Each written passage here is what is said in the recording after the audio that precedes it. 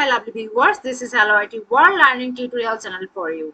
Today in this tutorial I am going to show you how to set default Esaymail email client app in PC or laptop in Windows 11. So for this case we want settings option. Here we can find it easily. So here the apps, as because we have installed this app, and this app manages uninstall and manage apps on your PC. So click here.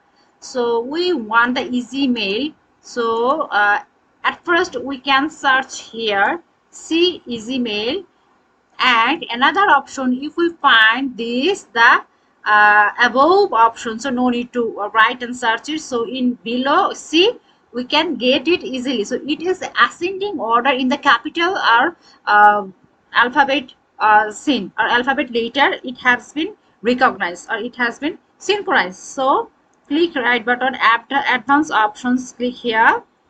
So we want the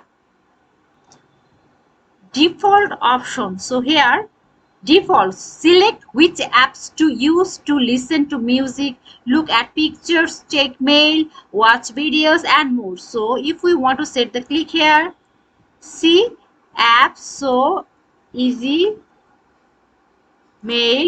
see this mail, set default, we have use.